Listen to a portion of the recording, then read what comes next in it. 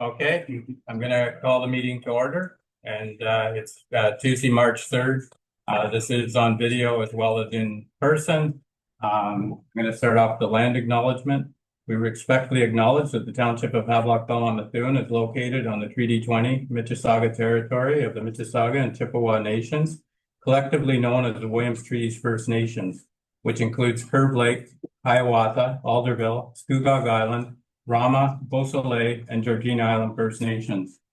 The Township of Havelock-Belmont-Methuen respectfully acknowledges that the Williams Treaties First Nations are the stewards and caretakers of the lands and waters in perpetuity, and that they continue to maintain this responsibility to ensure their health and integrity for generations to come. Now going to move into a moment of silent reflection for council and staff to quietly reflect on our duty to the community that we represent.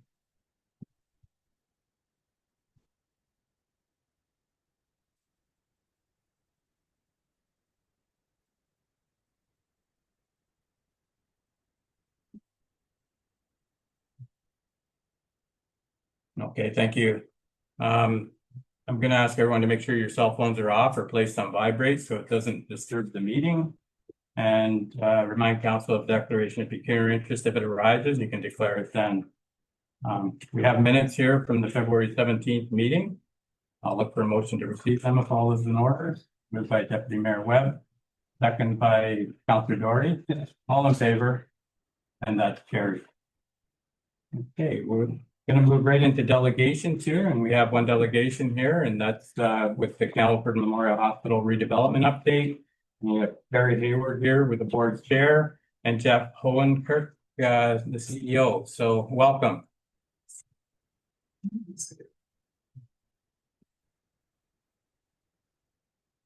Good morning, and who's my assistant with the slides? Okay, great. Well, good morning. Thank you very much, Your Worship. I really appreciate, on behalf of the hospital, the opportunity to come and present to you this morning, and also to thank your council for your previous support that has enabled us to receive the government approval to begin the planning for a new hospital for our community, and the support of all the local municipalities in that endeavor was very important.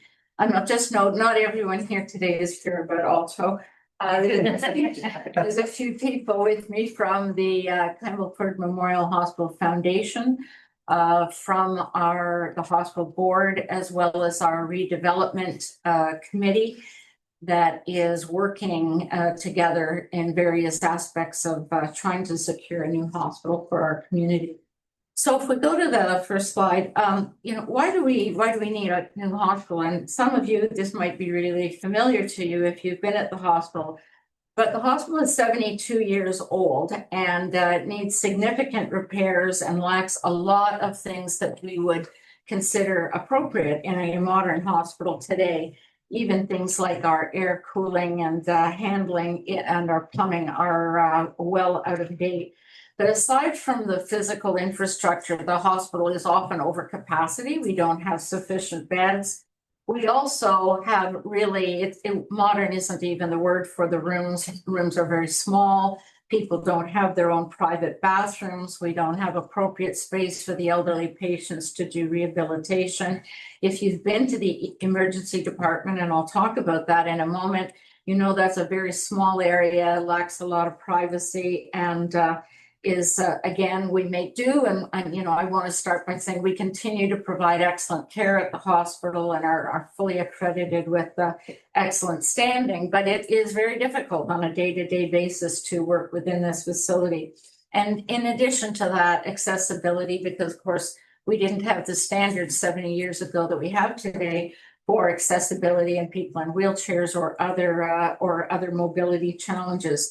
And so after doing a full analysis, rebuilding the current building or fixing the current building is just, we all use this saying, throwing good money after bad.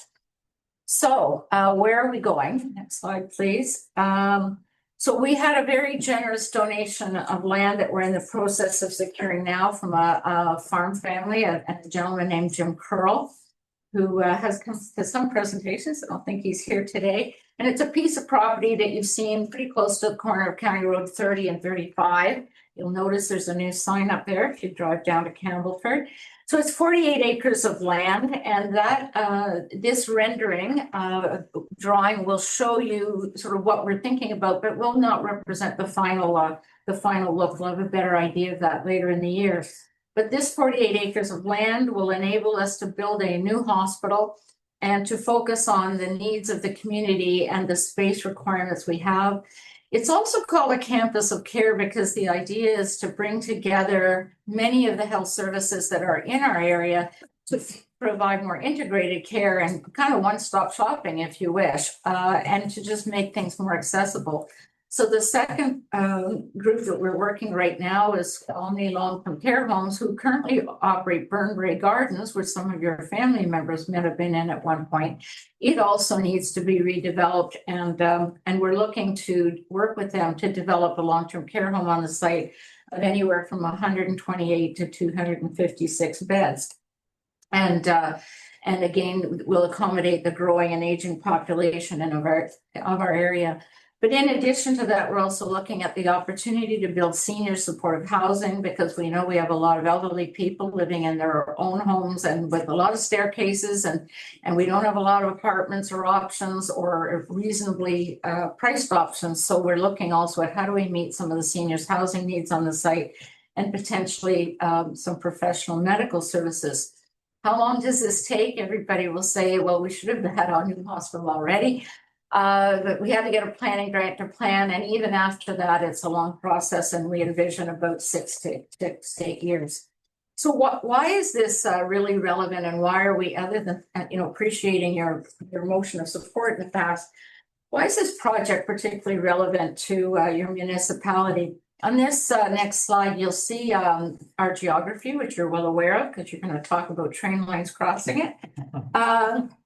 But on this graphic, you really see that Campbellford is the center H. And while we do have access to Peterborough Regional, thank goodness, for more specialized care like heart attacks and things like that, or significant strokes or cancer treatment, we also have Northumberland Hills. If you need an MRI, sometimes it's quicker to go there for that. And of course, Quinte West, Trenton is also a hospital sometimes people use. But why is that H in the middle so relevant? Because it means that 18% of our catchment area is the people who live in Havelock-Belmont-Methuen.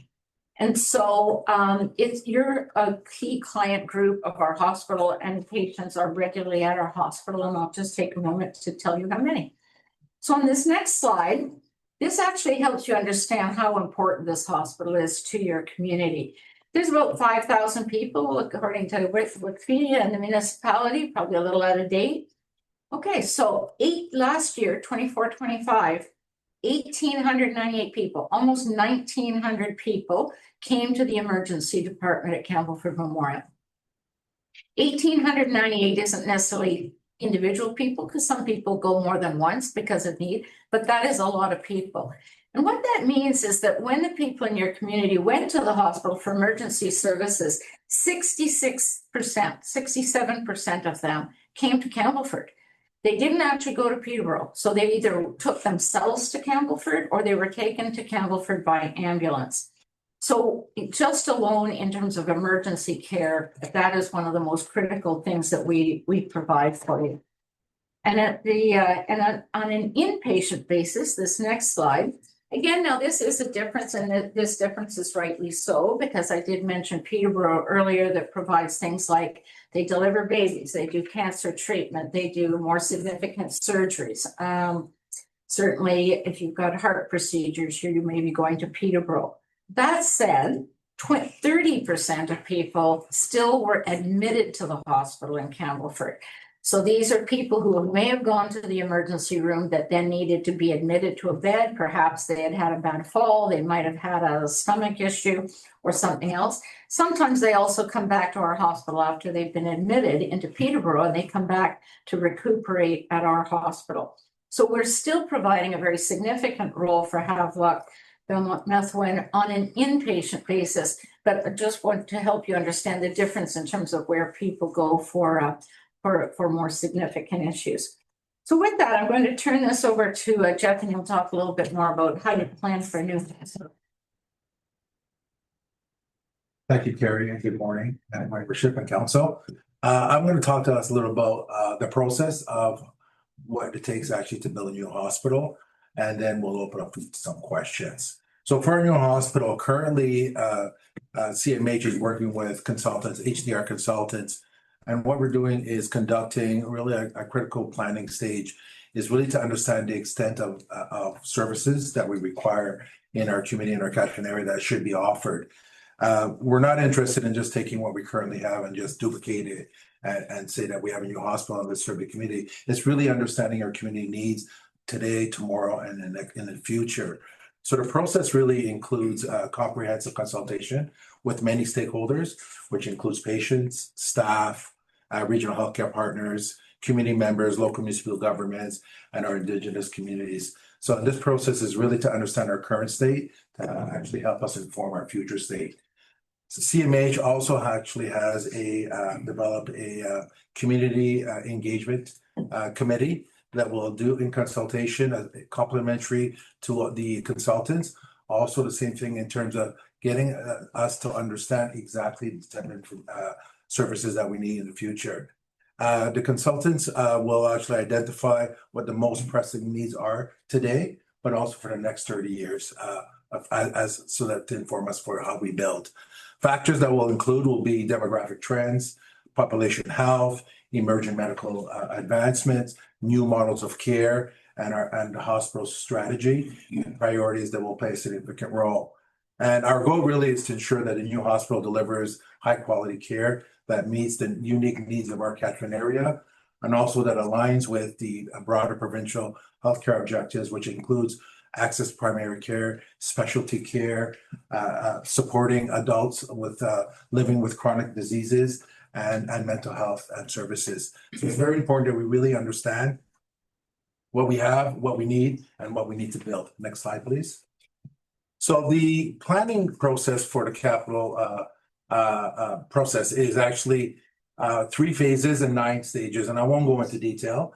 But really the 3 phases are early planning, detailed planning, and construction. We are currently now in the first phase, second stage, which is a 1.2. And what we're doing is we're developing right now a needs assessment in terms of what type of services do we actually need. And that will actually be submitted to government for approval. Once that gets approved, then it'll come back to us, and the business case will be how many beds, how large your services, what type of services will be. And then that takes us to the next planning phase, into the detail phase, then the construction phase. This whole process takes about 6 to 8 years from beginning to end. And one of the reasons why we're out a little early is because we need to do some early works plannings, which is roads, sewers, hydro, and we want to make sure that councils understand how this fits into the overall planning of their process. Next slide, please.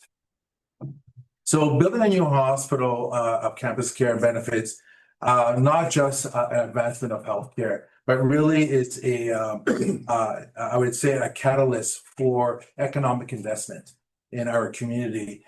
We do anticipate, once done, a full development could actually represent over 600 million. Now, this is not just a hospital. This is the whole campus itself, which includes long-term care, medical building, and other partners.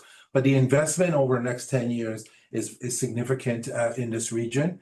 And it'll also bring a significant job growth, at least up to 40% increase, and not just in the hospital, but these are really high-paying job, highly educated people that will not only work in the hospital, but also be part of the construction. So this will bring a lot of economic growth for businesses, housing, cars, and as well as employees for the hospital.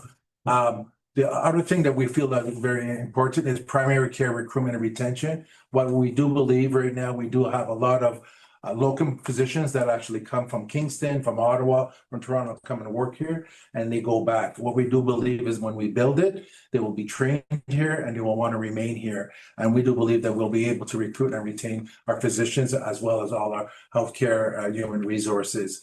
And lastly, the housing part is a very interesting concept of our campus of care. We do believe that as we build 50 units of seniors supporting housing, it will actually help alleviate the housing, I would say, challenges and pressures that we currently have in our community. Next slide, please. So the financial requirements, and this is very standard. So when you build a new hospital, financial requirements, the formula is 90% is funded by the province and 10% is provided from the area residents, which we refer to as local share. However, government does not actually pay for furnishings, fixtures, and medical equipment, and we continue raising money with our Stellar Foundation. But when we actually look at the formula with the construction and the new equipment, it's usually about a 20 to 30% local share commitment for us to build this hospital all in. We're working very closely now with our consultants. We will have a better estimate on what the actual cost will be to build a hospital, including equipment and furnishings, probably by the end of this year. Next slide, please. So for our financial planning, it's very important is through this process, there is milestones that we have to show the government that we have local commitment and show that we are able to raise our local share, and our board from CMH will actually have to put in writing that we are meeting our milestones as we go through this process. So what we're doing is CMH is really researching comparable Ontario rural hospitals redevelopment projects and seeing how local municipalities have contributed to the critical initiatives, what formula has been used, how to determine local share.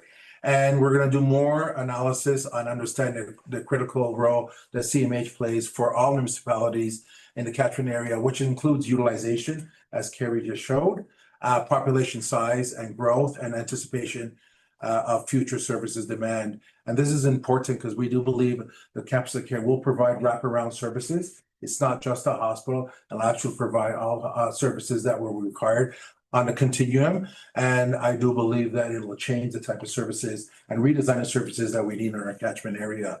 And as I like to say, I like to feel the dreams in a movie of Kevin Costner. If you build it, they will come. And I truly believe that we have an opportunity to build something that we need that'll be multi-generational support for the community. So the local share process, we're going to be transparent. It'll be data driven, and the approach will come back and we'll share this with all municipalities and yourself. So we would like to return in late spring or early fall once we have enough information and we're very clear and specific on the type of detailed analysis that we can share with the council. Next slide, please. So I'll just end just a couple of thoughts is how do we continue the conversation? I think it's very important. And how do we support each other? And then we continue advocating with the provincial government. And how do we actually, and what do you need from Campbellford Memorial Hospital, making sure that you're informed and when you speak to your residents in terms of getting people to understand that this is important for all of us, and this is our hospital, not just Campbellford's. And I'll stop there for any questions. Okay, thank you. I'll open up to council first before I do anything. Mayor Webb, go ahead.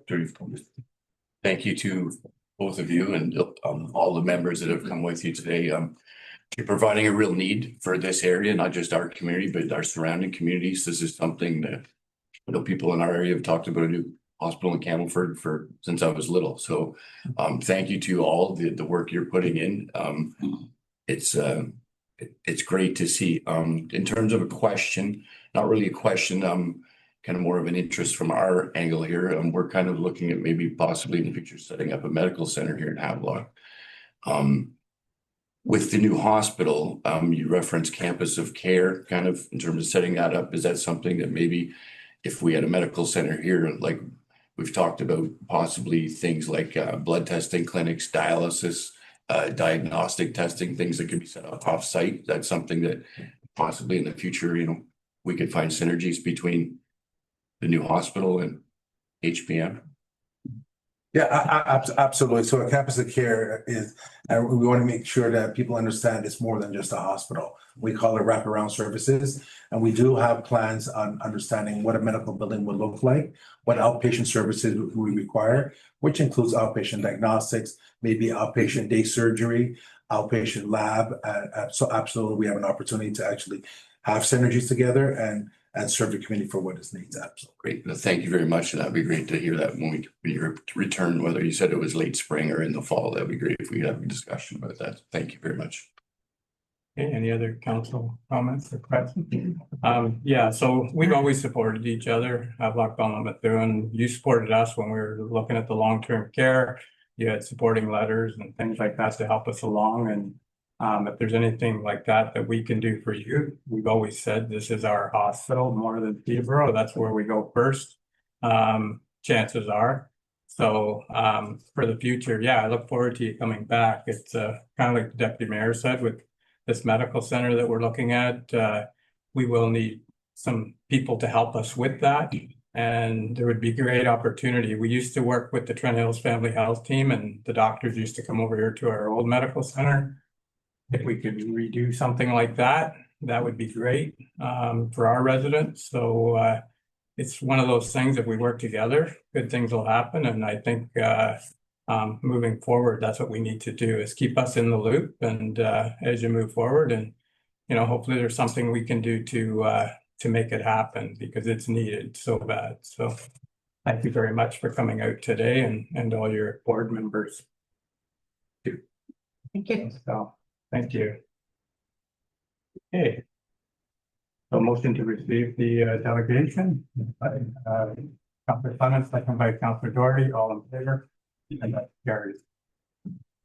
Okay, then. So we're going to move into staff reports for information here. I don't know.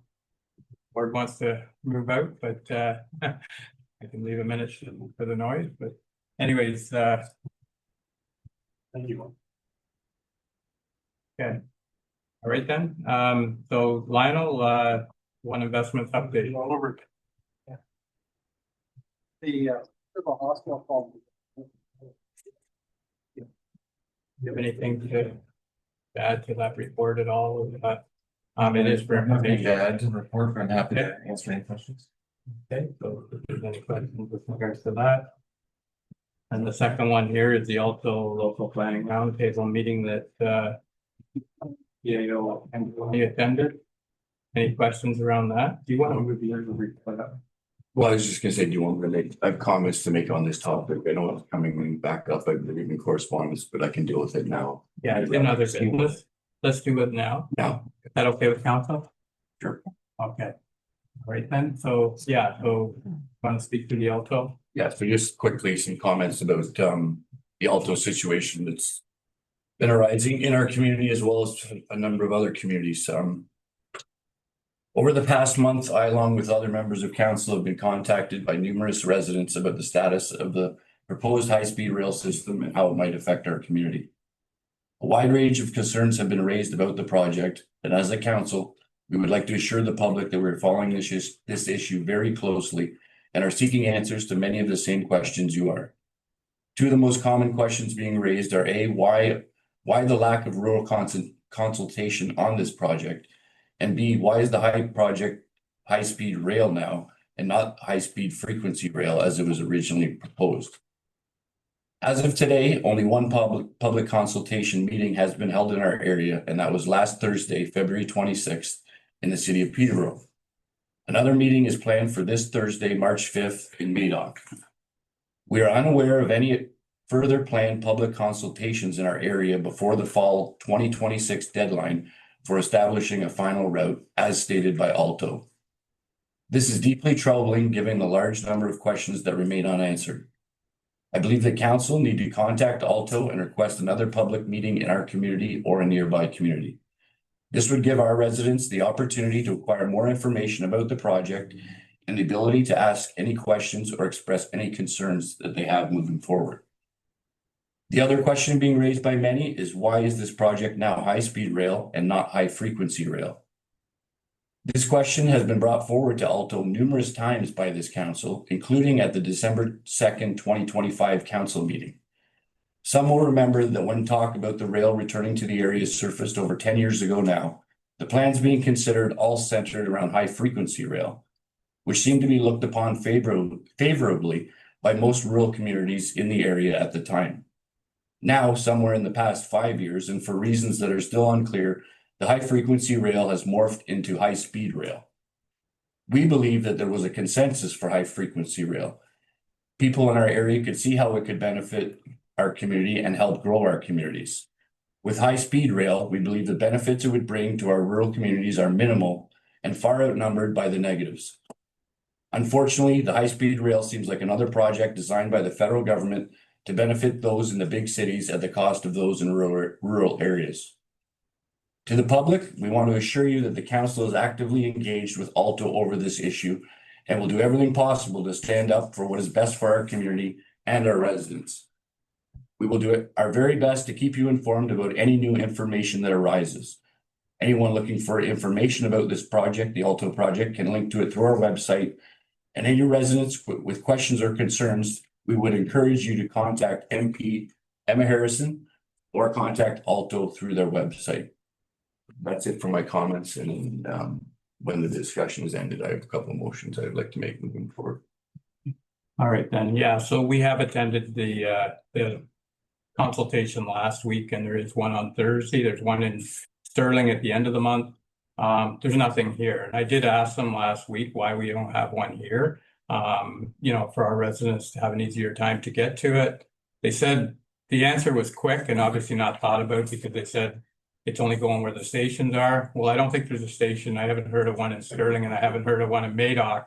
So there was talk of Havelock being really involved in this when it was high frequency, and it should have been looked at for a spot for a meeting for the public to come to. So as much as council, we can do that, put a motion out. We'll try and keep pushing for a meeting here.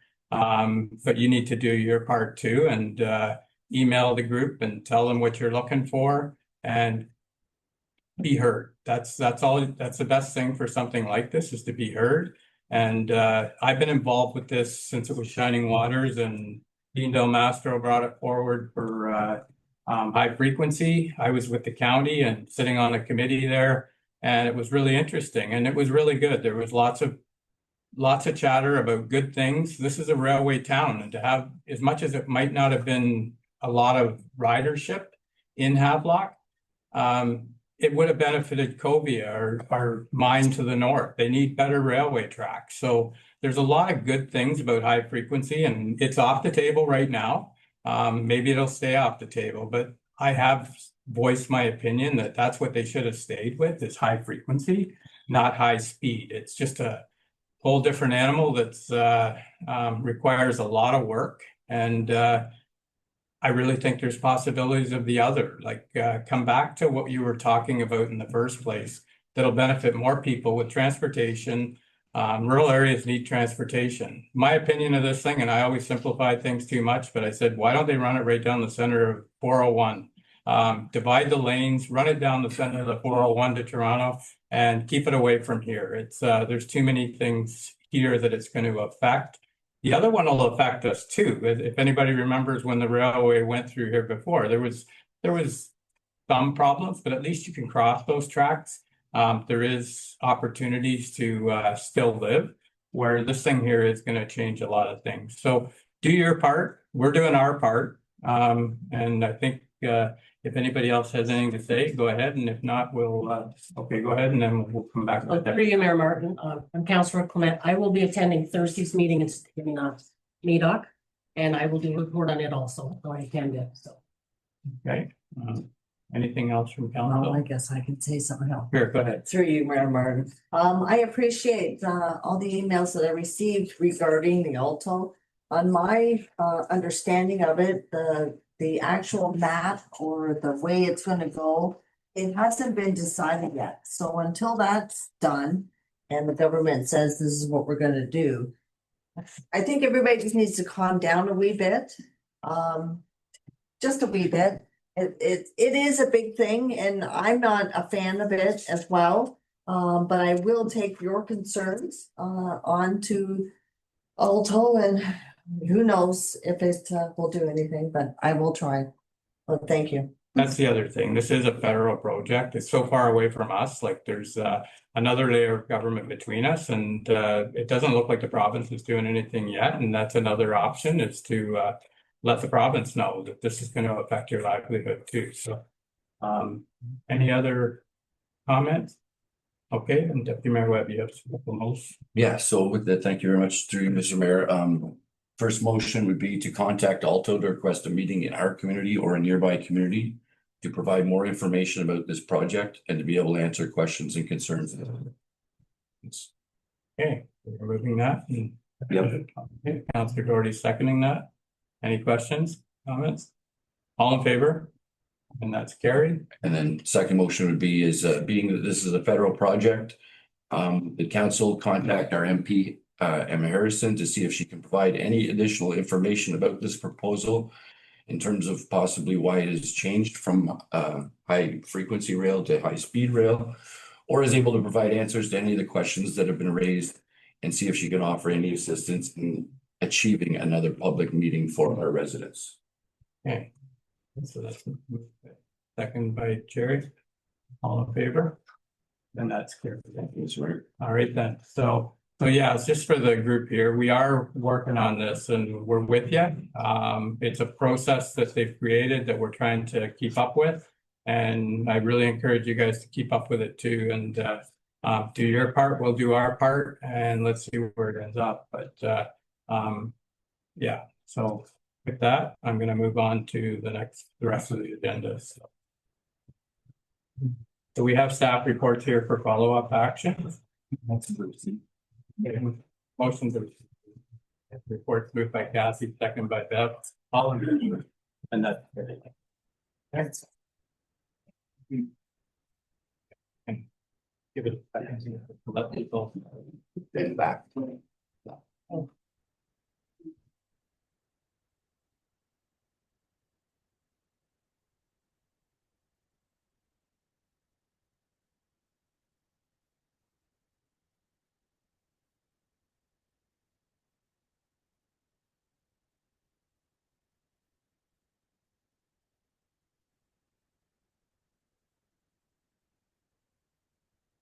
Okay, then. So we'll move into staff reports with follow-up action. Travis, update for the tariff fees and process planning. Good morning, Mr. Mayor, members of council. So the latest fees in the bylaw that we're working on, the planning application fees is 2023. So we brought forward a proposal to increase some of the fees in there. They've outlined in the report.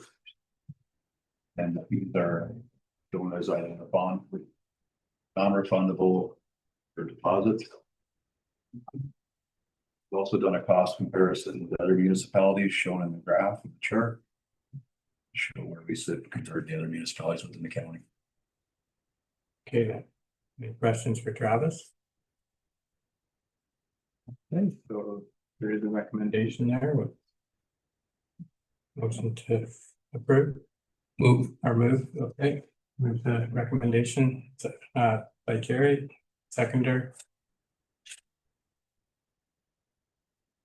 That's the question. Through your memory. So these increases, like now we have doubled a couple of them, Travis. Is that? So you're saying that you're bringing it up now up to the all the standard for everyone, like this for the other municipalities. So like I'm looking at the zoning bylaw amendment, the deposit. That's quite an increase. Yes, so through you, Mr. Mayor, some of them went up 50%. Yeah, you see that, yeah, okay. And these are on par with other municipalities. Yeah, so through you, Mr. Mayor, the chart that was provided, that we have up on the screen there now, you can see HBM is in green. Oh. And the other municipalities are in blue, so we're sitting. Okay. Sitting really, I guess, middle of the road. And in three, Mr. Mayor, that's the cost that it takes to process the applications. Especially with using O10 as planning, it does take time and Right, okay. So. Yeah, so I do have a mover anyways. Let's see if I have a seconder here for this too. This is one of those things that building is supposed to pay for building and the other people shouldn't be paying for other people's buildings. So like the taxpayer shouldn't be paying for it. So that's why it. Understood, but at the same time, I think, you know, we can't just continue to have building fees go up because it's going to restrict, you know, growth in our area. And then we've talked about that around development fees as well. And to Councillor, I think where Councillor Clement is going with this is, are we nearing that threshold right now in terms of that? Right. So I know we're kind of middle of the pack, but I don't think it's the greatest time to be raising a lot of these fees if we're trying to, you know, promote growth in our area. I understand that we try to make it cost neutral in terms of bringing in as much as we're putting out. I think there's ways to do that by also maybe lowering the fees and increasing the number of permits we get. So, but that's just my 2 cents on this right now. So I'm just concerned in terms of, I realize we do have to raise them somewhat, but the amount that we raise them would be a little bit high. Okay, so the last one more time, I do have a mover. I'm just looking there for a a seconder for this. No, I haven't got a seconder on it yet. So if nobody's seconding it, it's dead. Oh. I can ask a question. Sure. I'll second it, I guess. I'll ask a question though. So the zoning bylaws, you increased it by $750 because we say that it costs $2,250, right? So that's what you're gonna charge for the zoning bylaw amendment, right? For a zoning bylaw, so it costs $2,250. through Mr. Mayor, yes, that's the deposit that they would give. That's a non-refundable deposit. Okay, Lots of times it will cost, if it costs more than that, they will be invoiced accordingly. okay, so if you don't do the increase and you just charge, where is these? Cause I mean, the fee for zoning bylaw is $2,250. I'm sorry. Do you understand where I'm coming from? So if we don't increase it, where's that $750 coming from? Like if you're saying it costs $2,000 to do zoning bylaw amendments, and that's what it costs, right? To the companies or whatever, and if we don't charge the extra, where does that extra come from? So through Mr. Mayor, that also depends whether it's done in-house or it's done through consultants, or if there's additional done in-house and there is consulting fees. But on average, the $2,250 would be the average cost. Would be the To cost, complete them in-house. right? So who pays for the $750 extra? If the person's only gonna pay $1,500, where's the extra money come from? If you say it costs that, like, I'm not understanding, that's part I don't understand. If it's through Mr. Mayor, if it's through consultants, we would have the invoices to cover that accordingly. But based on the hours that we've calculated that it's needed to do in-house and through advice from consultants, et cetera, that's even lower than what the consultants had told us for an average price to do them, Okay, even in-house. But if it's done in-house, we just spend extra time on it and we would get the 1,500. okay, okay. All right. Councillor Doherty. So you and Mr. Moore, she's not working, but anyway. The other side. No, right side, turn on. Oh, there we go. I agree, the fees are higher. But I think all of us have sat around this table for 3.5 years, and we don't have simple amendments or adjustments to our planning. Everything here seems to take a lot more work, and Travis could speak to it because he's been in other communities. But we put a lot of work in, and a lot of them have a lot of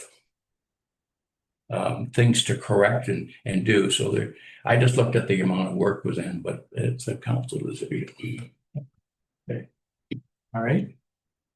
If I could just clarify one of the comments too, about building permitting. So this is not building permitting. No, This it's is planning. planning applications only, so amendments, minor variances. Site plan control, official plan Yeah. amendments, it's nothing to do with the building. No, application it's itself. to do with building, like, like it's, I don't think I want to pay for somebody else's project. That's all I'm saying. So it is what it is, and that's the cost. So some of these things, even if it's not increased here, they're gonna get billed for it later. Some of the things they would get billed later anyways, so. Councillor Clement. So through you, Mayor Martin, my apologies, because I normally come to you again. When I read this, I read it wrong, obviously, because I was thinking it was building permits. So that makes more sense if it's planning. How many people would this affect? Like what percentage? For you, Mr. Mayor, we may have 60 planning applications a year roughly.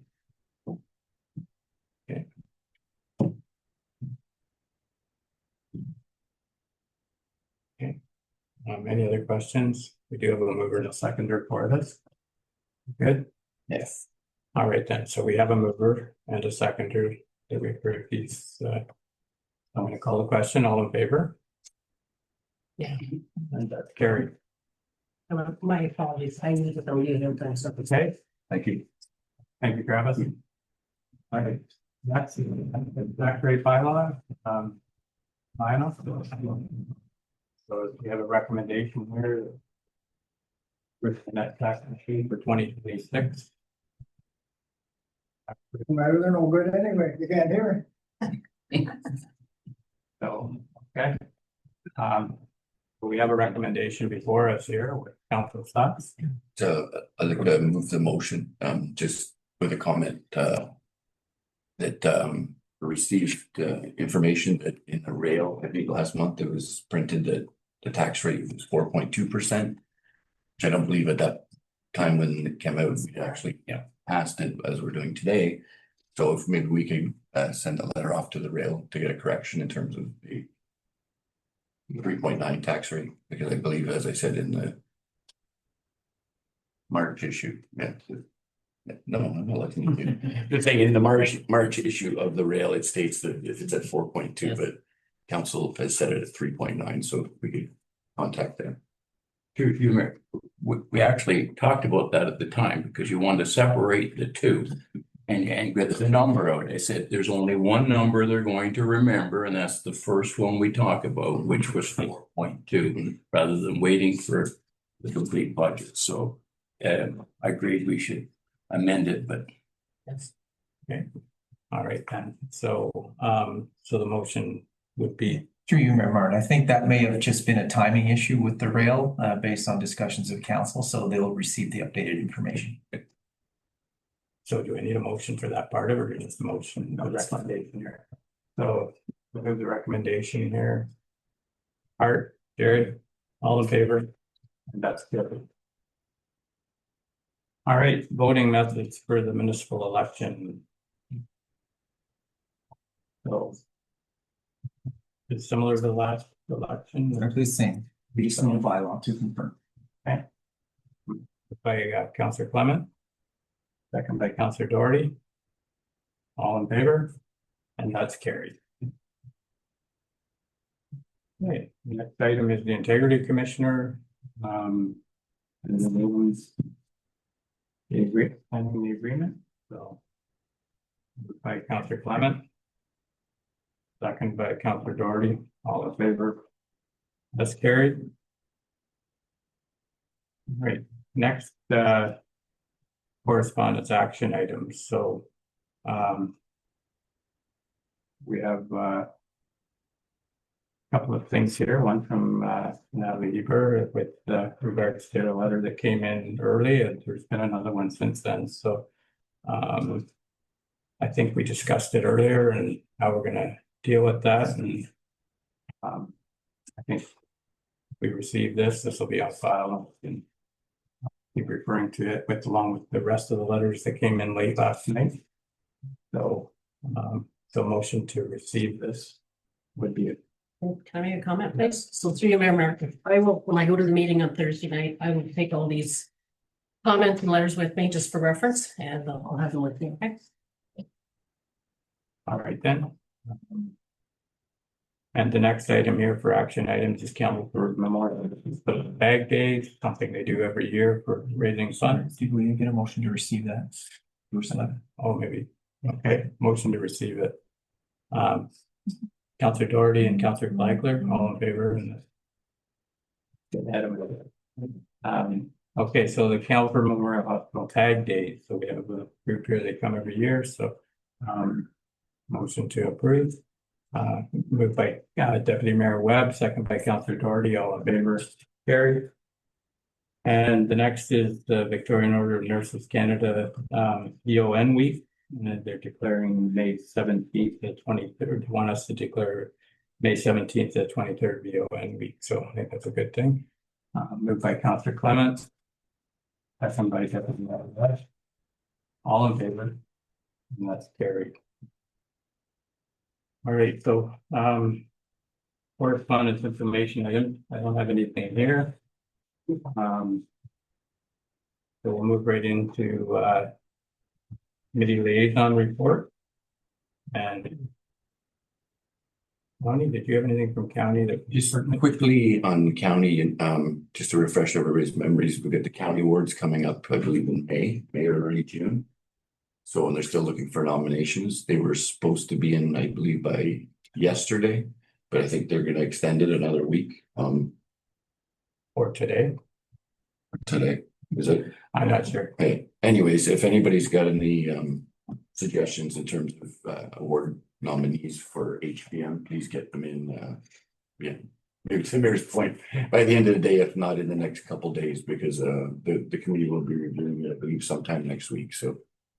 Yeah, we have lots of volunteers that are suited for this these awards, and some people are just gonna pick it up and putting them in, but And just do that. There's a number of categories. I believe there's up to 8 or 9 anyways. And if members of council need that list, I'll get them one before the end of the or after the meeting today for the categories. So okay.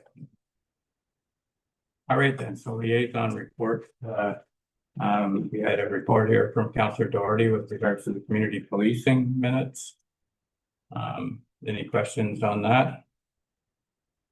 And Counselor Flagler, Eastern Ontario Trails Alliance, from January 8th. And any questions on that? And then Deputy Mayor Webb with regards to the Peterborough OPC detachment, the new board, so. yeah, so the board selected a new chair and new vice chair. I guess they weren't really new, they just flipped positions. So the new chair of the police board will be Mayor Heather Watson from Duro-Dummer. And the new vice chair is John Braybrook, a councillor from Trent Lakes. Good. Okay then, so motion to receive the liaison reports. Councillor Clement, Councillor Doherty, all in favor? That's carried.